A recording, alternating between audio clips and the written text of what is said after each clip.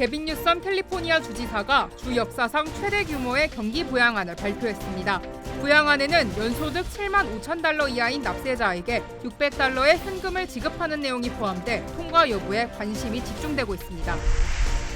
오늘 새벽 LA 한인타운의 한 식당에 화재가 발생했습니다.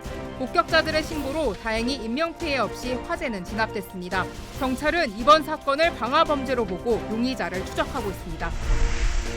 뉴올리언스에 돌발 홍수 경보가 내려졌습니다. 오늘 오전 동안 6인치의 폭우가 쏟아지면서 도시 곳곳이 침수 피해를 입은 가운데 최대 11인치의 추가 폭우가 예보됐습니다. 미국 최대 송유관 운영사의 시스템이 해킹을 당해 이 업체가 운영하는 송유관의 가동이 사흘째 중단되고 있습니다. 가솔린 가격과 연료 수급 상황에 영향을 미치게 될 것이란 우려가 나오고 있습니다. 여러분 안녕하십니까? 5월 10일 첫 소식입니다. 개빈 뉴섬 캘리포니아 주지사가 경제 회복을 위한 1,000억 달러 규모의 경기부양책을 공개했습니다. 부양안이 주의회에서 통과될 경우 주민 3명 중 2명에게 600달러의 현금이 지급되며 이 중 52억 달러는 세입자들의 밀린 렌트비 지원에 사용됩니다. 주요 내용을 김재은 기자가 정리했습니다. 개빈 뉴섬 주지사가 발표한 경기부양안엔 대부분 주민에게 1인당 600달러의 현금을 지급하는 방안이 포함됐습니다. 지급 대상자는 연소득이 7만 5천 달러인 납세자로 주민 3명 중 2명에 해당합니다. 자녀가 있는 가정엔 500달러가 추가로 지급됩니다.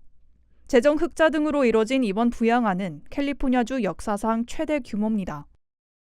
That tax rebate will impact just shy of 80% of all tax filers will get a direct stimulus check, will get a direct relief.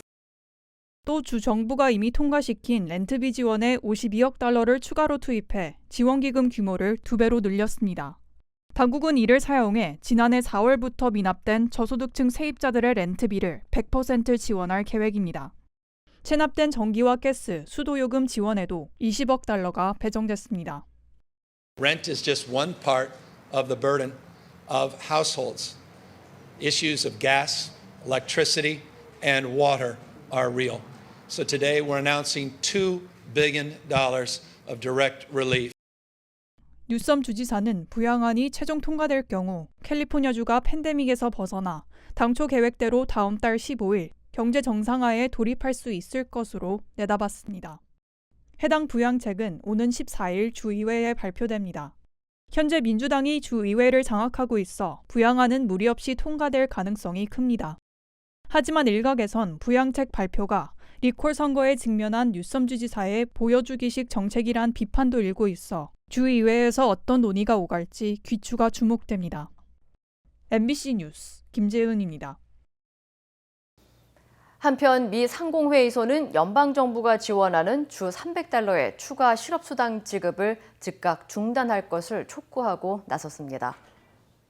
상공회의소는 실업수당 확대 등으로 실업자 4명 중 1명이 종전급여보다 많이 받으면서 전국적으로 인력난이 이어지고 있다며 추가 지원을 중단해야 한다고 지적했습니다. 앞서 발표된 노동부의 보고서에 따르면 지난달 농업을 제외한 신규 고용은 26만 6천 명으로 집계돼 일자리가 100만 개 늘어날 것이라는 시장 전망치에는 크게 못 미쳤습니다.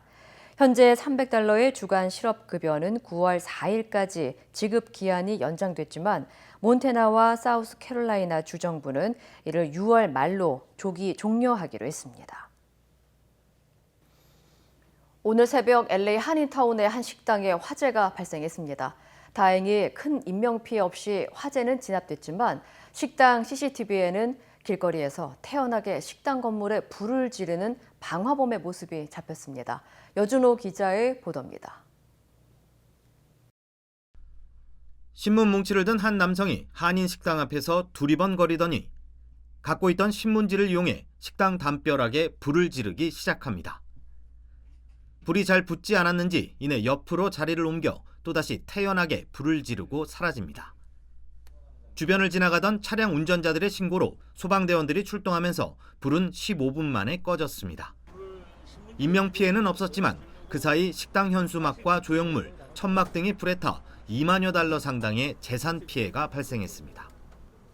알람에서 전화 와가지고 CCTV 보니까 소방관이 안에 들어와 있는 거예요. 그래서 바로 집이 가까이 있어갖고 달려 나왔는데 상황이 이렇게 된 거예요. 그래도 그 지나가시는 분들이 신고를 바로 해줘서 큰 피해를 지금 막지 않았나 생각합니다. CCTV 자료를 확보한 경찰은 이번 사건을 방화 범죄로 보고 불을 지른 남성을 추적 중인 것으로 알려졌습니다. LA 한인타운과 한인업소들이 방화로 피해를 입는 경우는 최근 들어 더욱 빈발하고 있습니다. 지난해부터 주택가 빈집이나 건물에 머물던 노숙자들의 방화 사건이 잇따르더니 팬데믹으로 식당 야외 영업이 시작된 후부턴 식당 천막이나 시설에 고의적으로 불을 지르는 사건도 발생했습니다. 방화 사건이 빈발하다 보니 평소 화재 안전 관리에 대한 중요성도 더욱 부각되고 있습니다. That you do have the fire alarm, that way you get an activation so that the fire company, alarm company also knows that there's a fire and they'll send out the fire department. 우리가 평상시에 파이어 알람도 점검 좀 해야 되고 또 CCTV가 안에만 돼 있으면 밖에도 아웃사이드 CCTV를 새로 설치를 해서 혹시 만에 그런 일이 벌어졌을 때도 우리가 방범에도 우선권을 갖기 위해서는 좀 경비가 좀 들더라도 그런 걸로 신청을 좀 했으면 좋겠어요. 특히 방화 사건은 주로 가게 문을 닫은 후인 늦은 밤에 발생하는 만큼 업주들의 경우 실시간 모니터링 시스템 등을 통해 즉각적인 대응 체계를 마련해 놓는 것이 중요하다는 지적입니다. MBC 뉴스 여준호입니다. 뉴올리언스시에 아침부터 폭우가 쏟아지면서 홍수경보가 발령됐습니다. 오늘 오전 동안 6인치 이상의 비가 내린 뉴올리언스 지역에 돌발 홍수경보가 내려진 가운데 폭우로 인해 도시 곳곳에 도로와 지하도가 침수됐습니다. 일부 지역에서는 시간당 4인치의 비가 쏟아져 관광 명소인 프렌치쿼터 일부를 포함한 뉴올리언스 다운타운 일대가 홍수 피해를 입은 것으로 전해졌습니다. 돌발 홍수 경보는 비정상적으로 심각하거나 생명과 재산을 보호하기 위한 긴급 조치가 필요한 예외적인 상황에서 내려지는 조치입니다.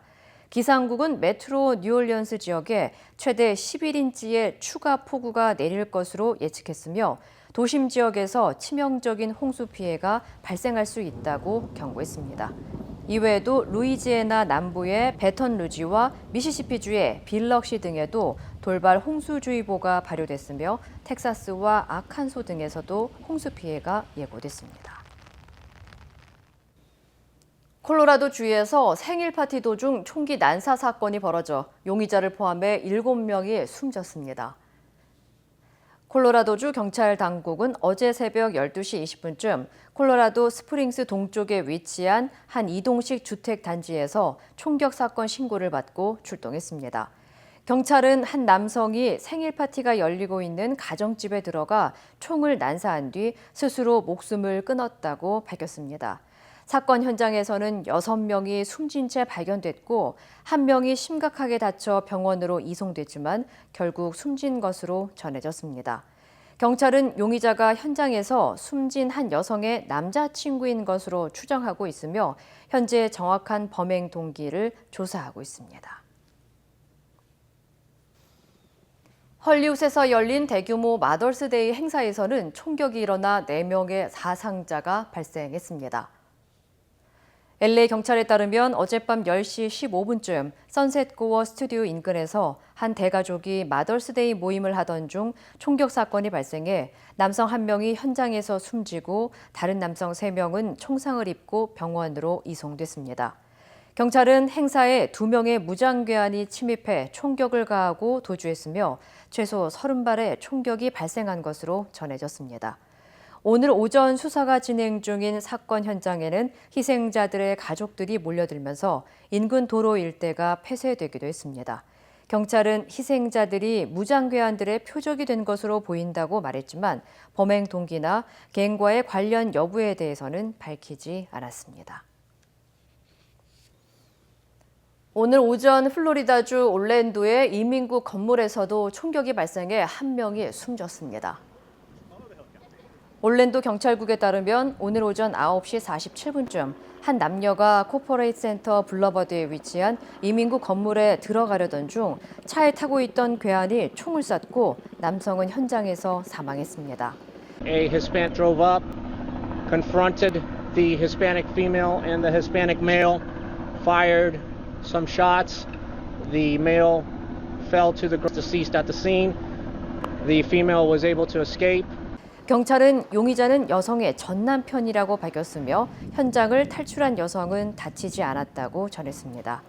용의자는 현장에서 도주했으며 경찰은 추적 끝에 오후 12시 30분쯤 한 주택에서 체포했습니다. 경찰은 이번 총격을 가정불화로 인해 발생한 사건으로 보고 수사를 진행하고 있습니다. 사이버 공격에 따른 미국 최대 송유관의 가동 중단이 사흘째 이어지면서 개솔린 가격 폭등에 대한 우려가 커지고 있습니다. 송유관 운영업체 콜로니얼 파이프라인은 매일 250만 배럴의 유류를 동부 지역으로 실어 나르는 만큼 가동 중단이 장기화되면 여파가 상당할 것으로 내다보고 이르면 주말까지는 파이프라인 대부분의 가동을 재개할 방침이라고 전했습니다. 전문가들은 가동 중단이 얼마나 지속될지가 관건이라며 길어질 경우 전국 개솔린 가격이 지난 2014년 10월 이후 처음으로 갤런당 $3를 넘을 것으로 예측했습니다. 앞서 미국 교통부는 공급 차질을 대비하기 위해 텍사스와 펜실베니아, 뉴욕주 등 동부와 남부 17개 주 등의 비상사태를 선언하고 자동차 운수업 등에 대한 규제를 완화했습니다. 한편 연방수사국 FBI는 이번 랜섬웨어 공격은 러시아 해킹 범죄 집단 다크사이드의 소행이라고 발표하고 송유관 가동이 최대한 빨리 정상화되도록 주정부 당국 등과 긴밀히 협력하고 있다고 전했습니다. 연방안전규제당국이 100만 대 이상의 혼다 어코드 차량에 대한 안전성 조사를 실시하고 있는 것으로 알려졌습니다. 미국 고속도로교통안전국 NHTSA는 2013년에서 2015년형 차량에 대한 엔지니어링 분석 결과 정상적인 주행 조건에서 운전자의 경고나 개입이 없으면 차량이 의도한 주행 경로를 이탈할 수 있다고 밝혔습니다. NHTSA는 이 문제와 관련된 107건의 불만과 2건의 부상 사고가 있었으며 지난해 10월 2013년식 혼다 어코드 차량의 조향장치 결함과 관련해 조사를 요청하는 탄원서를 접수했다고 덧붙였습니다. 이에 대해 혼다는 모든 안전 관련 우려를 심각하게 받아들이고 있으며 자체적인 내부 검토를 계속하면서 NHTSA와 협력할 것이라고 전했습니다. 오늘부터 LA시에서는 주민 누구나 예약 없이 코로나19 백신을 접종받을 수 있습니다. 에릭 가세티 LA시장은 LA시 운영 모든 백신 접종소에서 사전 예약이 필요 없다며 백신을 원하는 사람 누구나 방문하면 백신을 맞을 수 있다고 밝혔습니다. 기존 접종소는 월요일부터 토요일까지 주 6일 운영되며 모든 드라이브스루 접종소도 예약 없이 운영됩니다. 또 LA시 당국은 더 많은 주민들이 퇴근 후 백신을 맞을 수 있도록 피어스 칼리지와 LA 사우스웨스트 칼리지 등 접종소 2곳의 운영 시간을 오전 8시부터 저녁 8시까지 확대한다고 설명했습니다. 한편 시 당국은 지난주에 이어 이번 주에도 백신 22만 5천 회분을 접종할 계획입니다. 바이든 행정부가 지난주 북한에 북미 접촉을 제안한 것으로 알려졌습니다. 이에 대해 북한이 검토하겠다는 뜻을 시사한 것으로 알려져 북미 대화 재개 여부에 관심이 쏠리고 있습니다. 워싱턴에서 여홍규 특파원입니다. 바이든 행정부가 지난주 북한에 대북 정책 검토 결과를 설명하겠다며 접촉을 제안한 것으로 알려졌습니다. 이에 대해 북한은 잘 접수했다고 답한 것으로 전해졌습니다. 북한의 이 같은 반응은 미국의 접촉 제안을 즉각 거부하지 않고 고위급에 보고한 뒤 내부 검토를 거쳐 답을 주겠다는 뜻으로 보입니다. 앞서 백악관은 지난달 말 새 대북 정책과 관련해 트럼프 행정부의 일괄 타결 방식도 오바마 행정부의 전략적 인내도 아닌 실용적 대북 외교를 모색하겠다는 큰 틀을 소개했지만 세부 내용은 공개하지 않았습니다. 미국 정부는 북한과 직접 만나 대북 정책을 만든 과정과 내용을 충분히 설명함으로써 북한이 협상에 응할지 여부를 선택할 기회를 주겠다는 입장인 것으로 알려졌습니다. 우리 정부는 미국의 대북 정책에 우리 입장이 많이 반영됐다고 평가하고 앞으로 실행 과정에서도 미국과 긴밀하게 조율할 예정이라고 밝혔습니다. 이행되어 나가는 과정에 있어서도 미 행정부와 이미 구축해놓은 견고한 의교체를 활용하여 물샐 틈 없는 공조를 이어나가고자 합니다. 북한이 미국의 접촉 제안에 응할 경우 오랫동안 교착 상태에 놓여있던 북미 대화에 물꼬가 트일 거란 기대감도 나오고 있습니다. 21일로 예정된 한미 정상회담에서도 바이든 행정부의 새 대북 정책이 주요 의제가 될 전망입니다.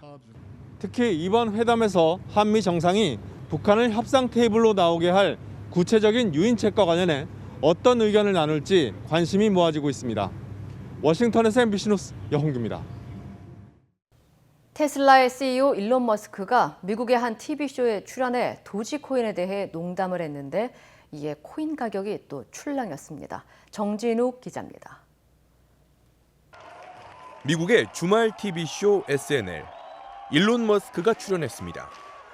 진행자가 도지코인이 뭐냐고 질문하자 머스크는 인터넷에서 장난처럼 시작했지만 현실로 뛰쳐나왔다고 답했습니다.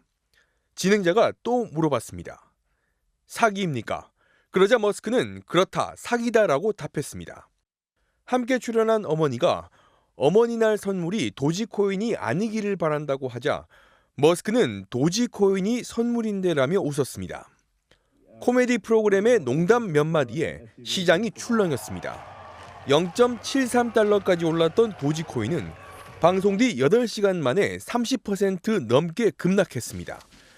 다음 날 머스크의 우주 탐사 기업 스페이스X가 도지코인을 내면 달 탐사 로켓을 빌려주겠다고 했지만 값은 반등하지 않았습니다.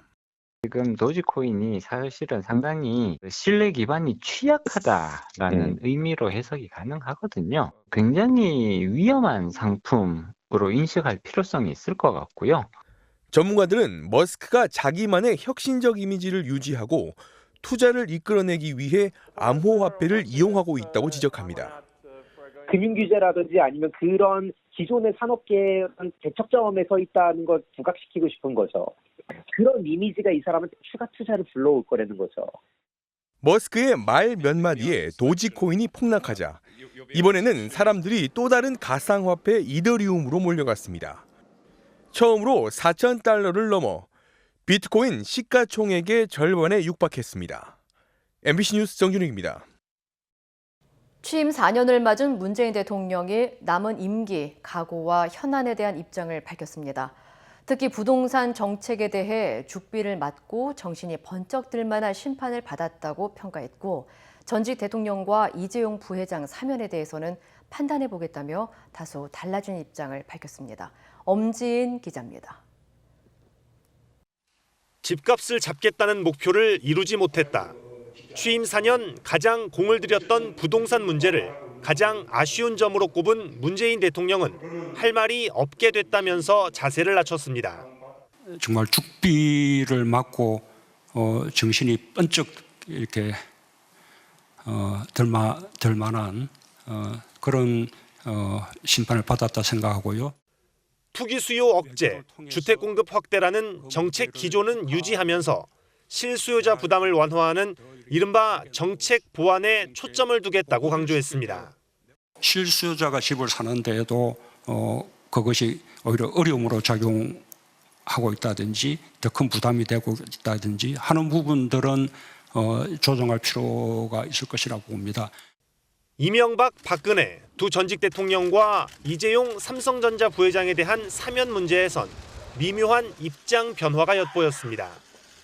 국민 공감대를 강조한 건 마찬가지였지만 지금은 때가 아니다라고 했던 올 초 기자회견에서와 달리 충분히 의견을 듣고 판단하겠다고 밝힌 겁니다. 통합에 미치는 영향도 생각하고 또 한편으로 우리 사법의 정의, 형평성, 또 국민들 공감대 이런 거 생각하면서 판단해 나가겠습니다.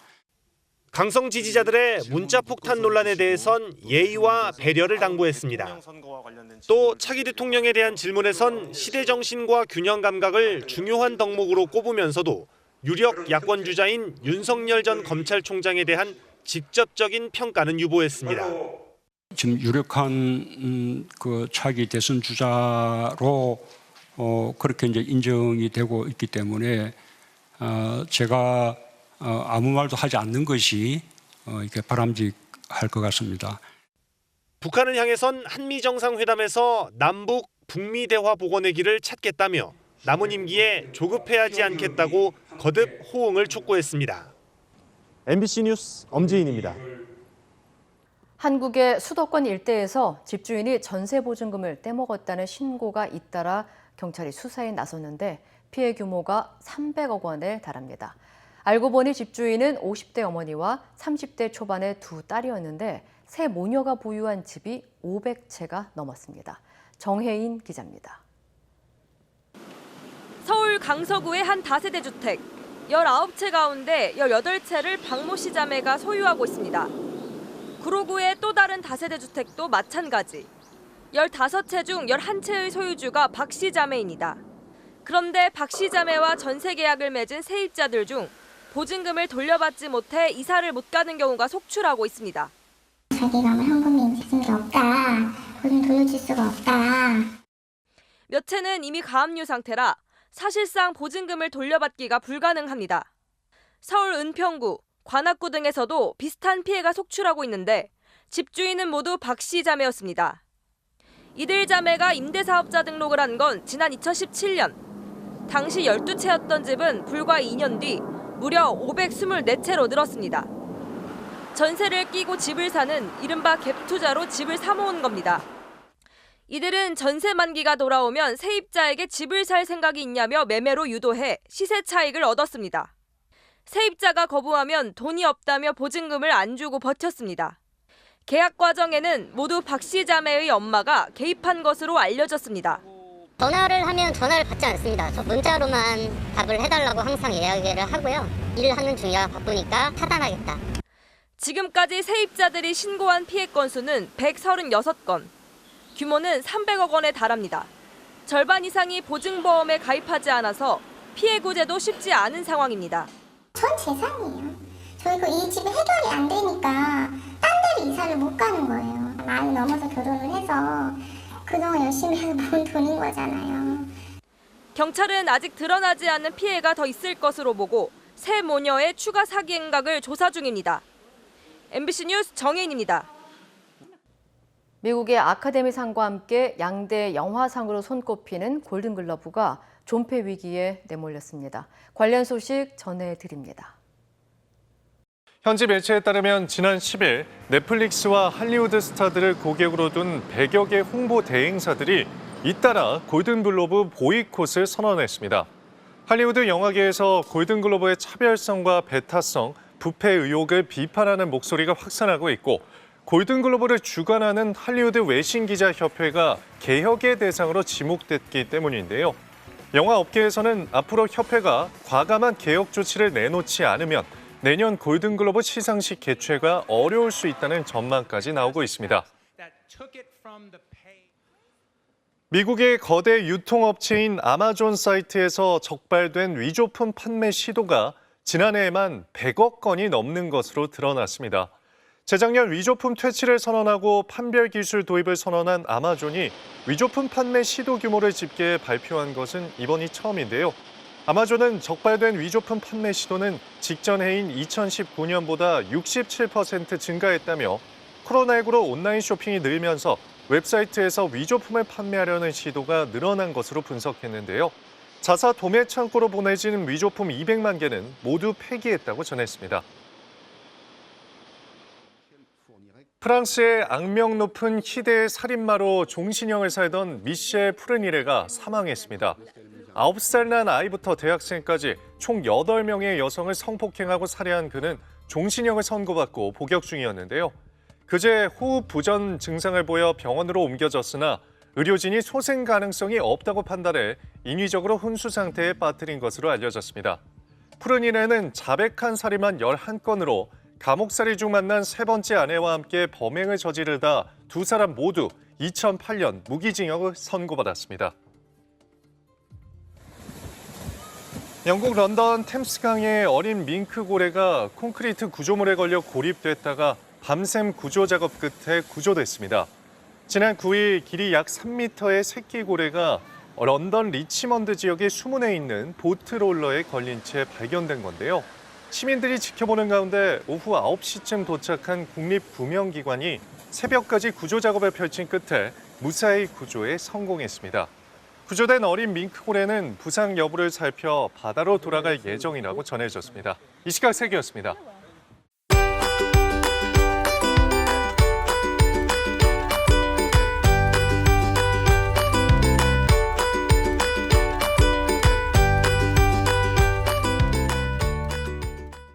지금은 코로나 바이러스 때문에 많은 사람들이 이코노미컬리 문제가 많습니다. 경제적으로 너무 힘든 상황입니다.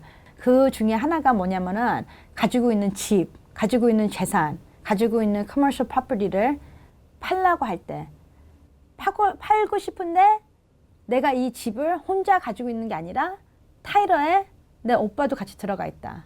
아니면 내 엄마도 같이 들어가 있다. 아니면 내 친한 친구가 같이 들어가 있다. 할 때 나는 팔아야지 살았기 때문에 난 팔고 싶은데 내 오빠는 안 팔고 싶다.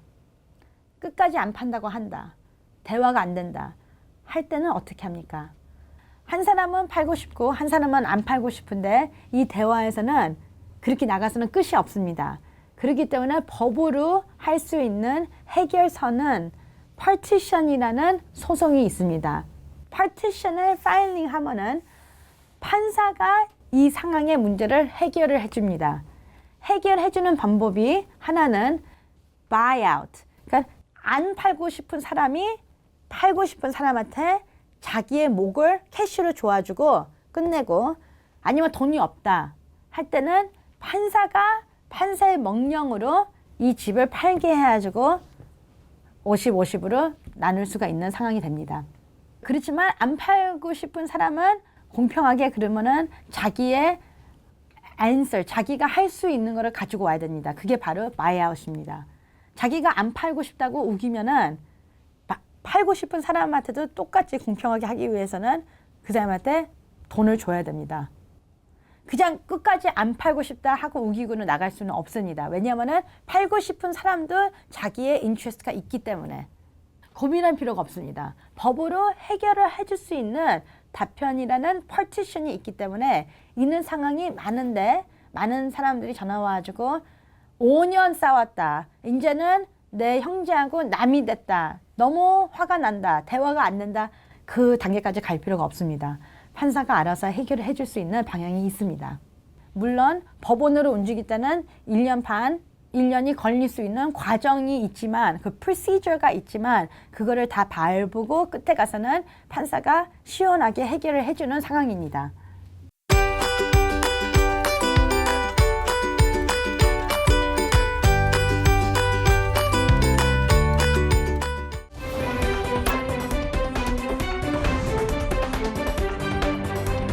인터넷과 SNS에서 화제가 된 이슈를 전해드리는 투데이 이슈톡 시간입니다. 타이완에서 돈을 갚지 않는다며 바퀴벌레로 테러를 한 일당이 붙잡혔다는데요. 이슈톡 첫 번째 키워드는 빚갚아 식당의 바퀴벌레 테러입니다. 자, 검은 옷을 입은 두 남성이 한 건물 안에 들어와 비닐봉지를 던지고 허둥지둥 달아나는데요. 비닐봉지 안에 든 건 바로 바퀴벌레입니다. 타이완의 한 식당에서 벌어진 일인데요. 식당 주인에게 돈을 빌려준 사채업자들이 빚을 갚으라며 바퀴벌레 1000마리를 식당에 뿌린 겁니다. 현재 경찰은 보복 차원에서 범죄 조직에 의해 바퀴벌레 테러가 이뤄졌을 가능성이 큰 것으로 보고 있다는데요. 타이완 경찰청장은 이번 사건은 범죄 조직에 돈을 빌린 식당 주인을 겨냥한 것이라며 바퀴벌레 봉지를 던진 행위는 처벌받아야 한다고 밝혔는데요. 다행히 이 사건 후 바퀴벌레 테러에 가담한 혐의를 받고 있는 남성 4명과 여성 1명은 구속됐습니다.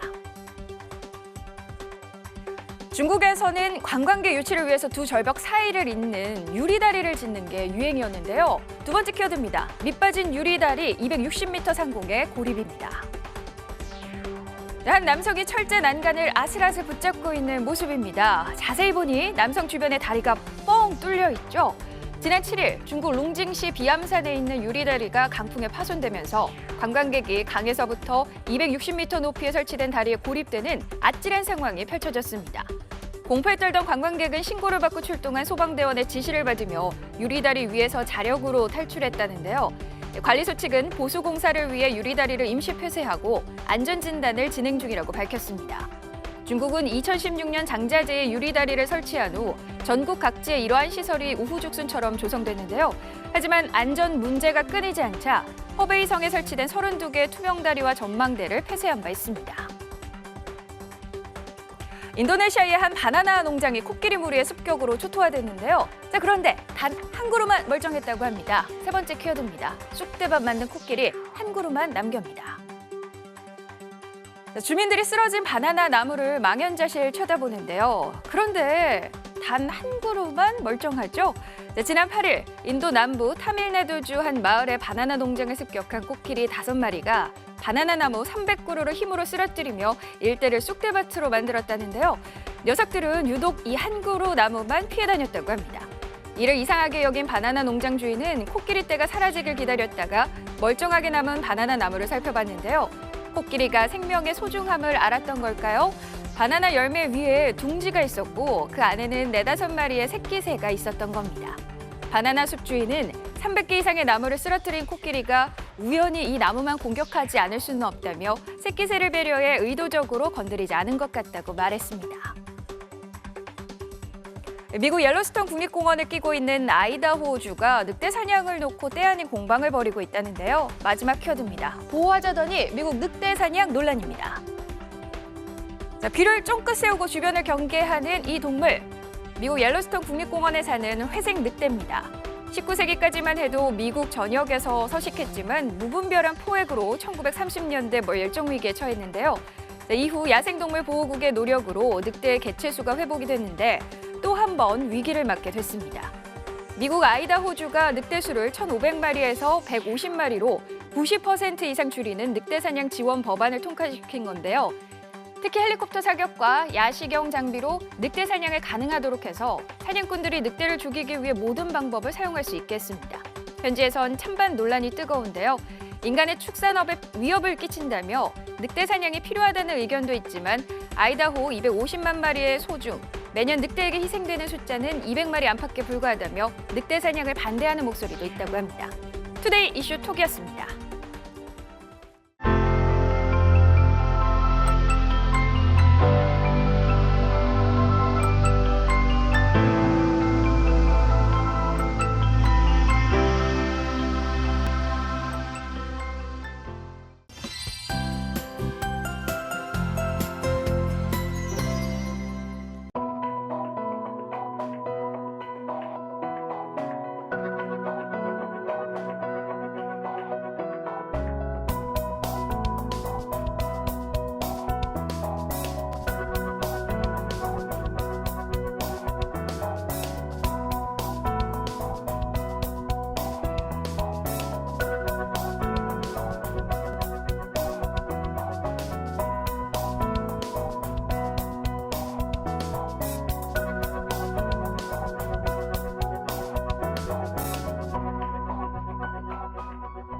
이상으로 5월 10일 월요일 뉴스를 마칩니다. 시청해주신 여러분 고맙습니다.